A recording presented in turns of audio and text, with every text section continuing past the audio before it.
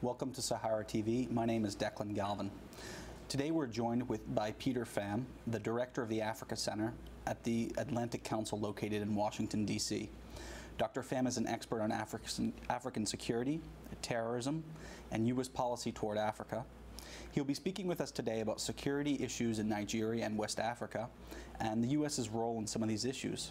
Dr. Pham, welcome to Sahara TV. Well, thank you for having me. Oh, thank you. President Buhari was recently inaugurated as the president of Nigeria following an administration which has been widely criticized for failed security policies in the northeast of the country. Do you have a greater confidence in Buhari's administration's commitment to mitigating insecurity and terrorism, or do you think that the criticism of Jonathan's administration is perhaps misplaced?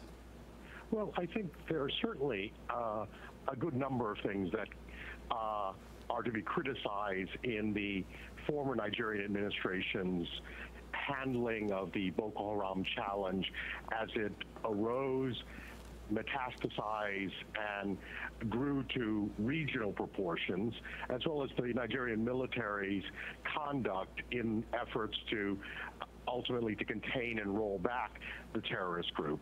But that being said, I think there are some unfair criticisms as well. It's rather ironic that on the eve of the election that cost him his presidency, the Nigerian military actually recaptured Gwoza, which was the headquarters of Boko Haram. So there have been, in the last days of the Jonathan administration, and some might say belatedly, but there was some progress on the military side. On the other hand, I think President Buhari presents an opportunity for a fresh start, especially with international partners who had grown somewhat worried about whether any progress could be made in the former administration. But that being said, one also has to manage expectations and not expect miracles out of a new administration, one that has inherited a Nigerian military that, quite frankly, is not what it was a generation ago, and one that is really, for a country of Nigeria's economic as well as population size, really is not up to par. It's disproportionately small and under-resourced. So it's going to take time to turn that around. Okay. President Buhari seems to have prioritized security. Most recently, his first official visits outside of the country were to some regional allies helping with the fight against Boko Haram. If you were advising President Buhari, what kind of actions would you say he needs to take in the immediate to help fight Boko Haram? Well, I think he took a very good step, recognizing this is a regional problem and one which requires cooperation with Nigeria's neighbors. And so I salute him for making those trips and working with those allies. The other thing I would advise him is that although there's a very important military component, in fact, I've got some concerns that the multinational force being stood up is not large enough and well-resourced enough to carry out its task. But one also has to remember that Boko Haram cannot be dealt with purely on a military level. It's metastasizing also into a terrorist group, which requires policing, intelligence, and ultimately this is an insurgency, and insurgencies can only be combated effectively with a spectrum of options, including political, social, and economic inclusion, building up those development issues which unfortunately have been long neglected and which present a fertile ground for extremist groups, whether Boko Haram or others, to feed off of. You just mentioned something pretty interesting, which was that, and correct me if I'm misquoting you, but that Boko Haram is kind of moving into, or perhaps evolving into, more of a terrorist group.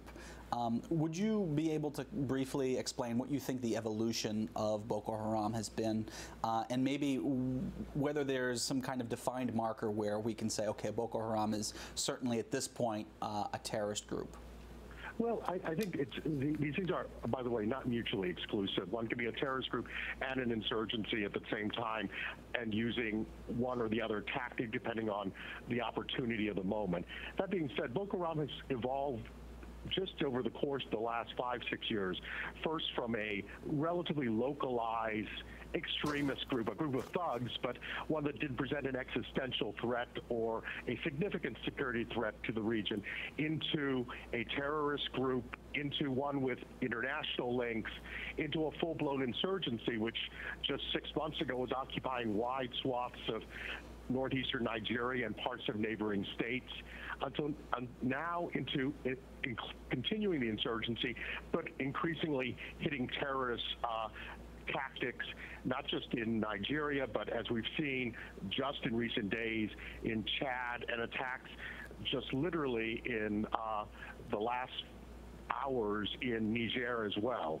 So clearly this is a group that's been resilient, always been resilient in its history, and one should be very careful about proclaiming a short or quick, easy victory over them.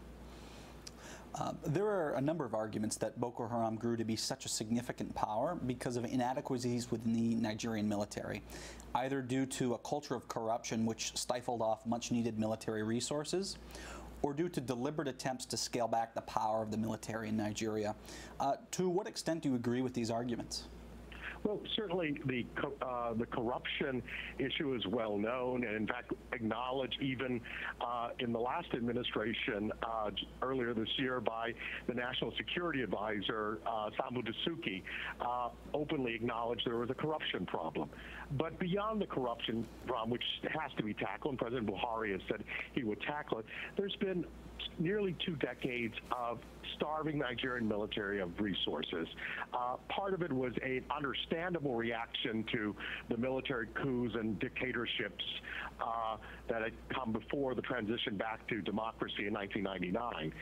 But on the other hand, for a country of Nigeria's population of almost 180 million, largest economy in Africa, to have a standing military that's barely 100,000 strong, if one counts every last office management specialist, cook, mechanic, so not even fighting units, it's really disproportionate. There were, in the last election, there were not even enough soldiers to deploy one soldier to every polling place.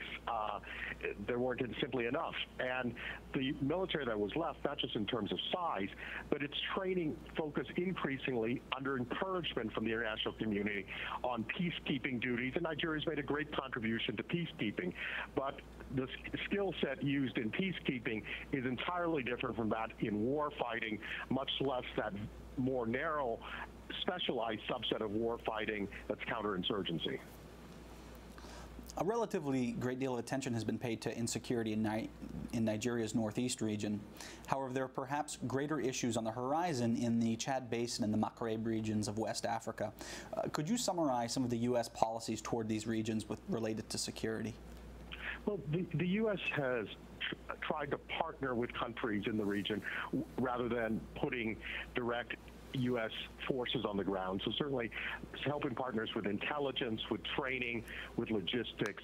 And just in recent days, the United States announced a modest $5 million grant to assist the multinational force that's being stood up. This is on top of approximately $30-some-odd million that was given to Chad, Niger, and Cameroon in recent months, again, for purposes of helping fight Boko Haram. So it's helping partners stand up their capacity, training. Nigeria is not a poor country. It's not a matter of giving Nigeria things. A country like Nigeria, even in the straitened financial circumstances due to the decrease in the price of oil, can still afford equipment. But what it could use and could use help with is intelligence platforms, training, especially in skill sets that, as we just discussed, the Nigeria military has allowed to atrophy or been forced to atrophy over the last 16 years or so. Before we run out of time, I'd like to transition a little bit and ask you a question about the ICC in Africa. You were quoted recently in the Washington Post that you think that the optics of the ICC has hurt its credibility across the continent. Do you have faith in the ICC as it stands today? And do you think that it should be banished, or is there even an opportunity somehow to reform it substantially? Well, the ICC started with very noble intentions. It certainly is something that the world, I think, needs, and it's a reflection of how far we've gone on the journey against impunity and for the promotion of human rights. But justice is never operative in a vacuum. Juridical processes need political legitimacy. And the ICC, unfortunately, may have legal right on its side, but it's been politically tone deaf. And that tone deafness has allowed leaders, many in Africa, some for very cynical reasons, others for self-interested reasons, to delegitimize it politically.